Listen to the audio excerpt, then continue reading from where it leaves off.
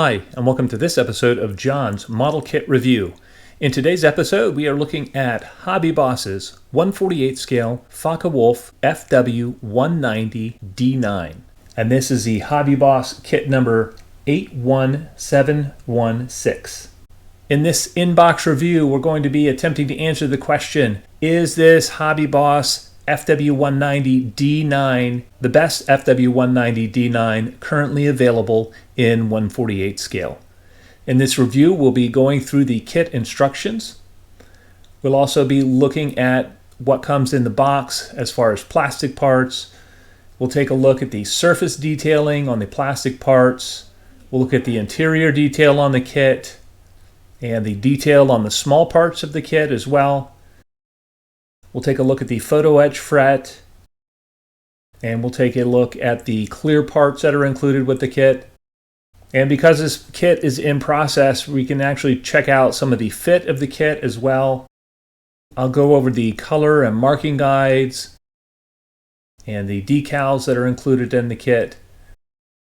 And we'll also talk about any problem areas to watch out for on this kit. The instructions include a parts diagram here that shows all the different sprues. There are 9 sprues of plastic parts for this Fw190. There's a sprue of clear parts as well. There's also a decal sheet and a photo etched fret that comes in the kit. Moving on to the instructions, step 1 covers assembling the cockpit interior and the seat. We can take a look at the detail parts here and the seat and the instrument panel. Everything here looks good. I would highly recommend adding a set of Eduard pre-painted photo etch seat belts or a resin replacement with molded in seat belts for the seat. One nice feature on the interior is that this kit has decal instruments to be placed on the instrument panels. The photo etch fret has the top decking behind the pilot. It has a screen for the air intake, and it has a couple of other detail parts. Unfortunately, they didn't include any photo etch seat belts, which would have been a nice touch on this kit. Moving on, step 2 has you assembling the turbo supercharger at the back of the engine, and this will be visible through the wheel well. This is a nice feature that the Tamiya kit does not have, and I've assembled it, and this should paint up and detail paint very nicely. Step 3 just covers the assembly of the tail wheel. The detail on these parts looks really nice. These should paint up nice as well. Step 4 covers closing the fuselage around the interior halves and the engine and the tail wheel. Putting everything together, you can see the fit on the fuselage looks really good. This should only require minor cleanup along the center seam. Step 5 is dealing with the engine cover on the nose of the aircraft. It also covers the rear deck in the cockpit interior and the tail planes. And in the second part of step 5, it covers installing the clear parts. If we look at the tail planes, you can see I was able to get a filler-free join here. These are actually glued on already. The clear parts themselves look very nice, very well molded, and I anticipate that the fit of these parts will be excellent as well. Step 6 covers the wheel well detail and installing that on the wing. This is what's going to be visible through the wheel well on the finished kit.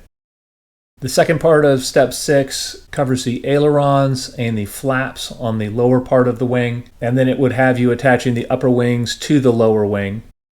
I deviated from this by gluing the upper wings to the fuselage halves to ensure that I got a really good wing to fuselage fit. That looks great, no filler needed there.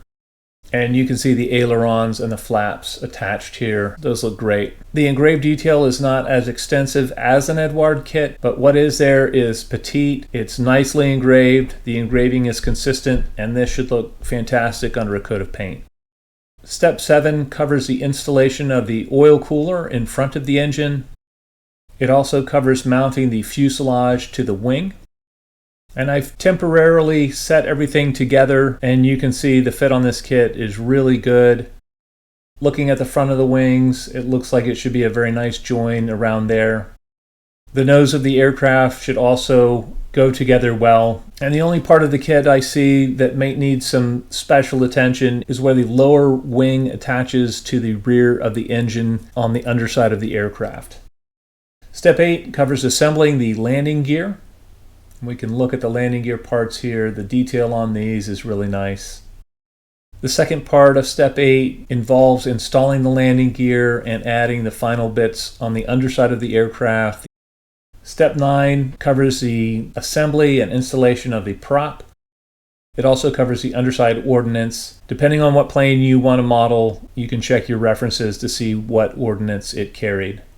Also covered in this step is the air intake for the engine, and I've gone ahead and assembled and installed that part already.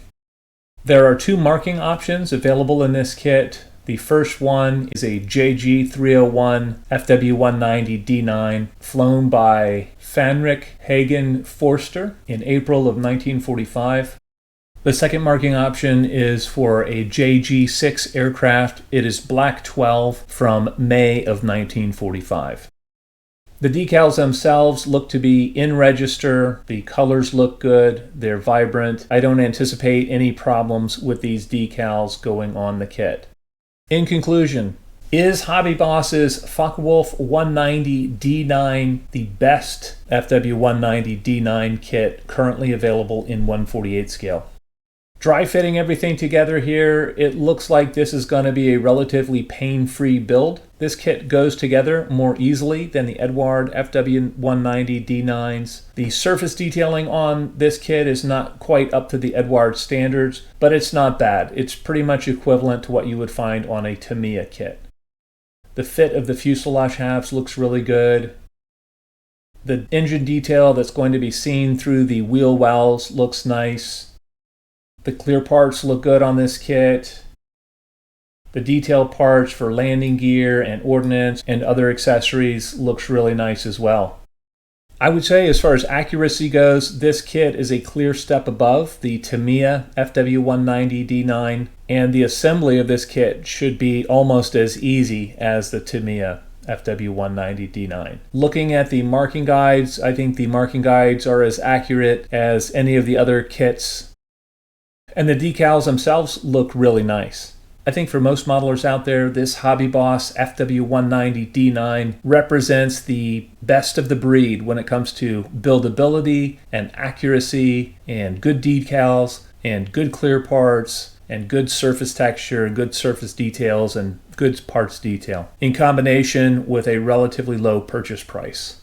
Well, I'd love to know what you guys think. If any of you have built HobbyBoss's 1/48 scale Fw190D9, please feel free to comment in the comment section below. As always, I hope you found this video entertaining and informative, and until next time, model on.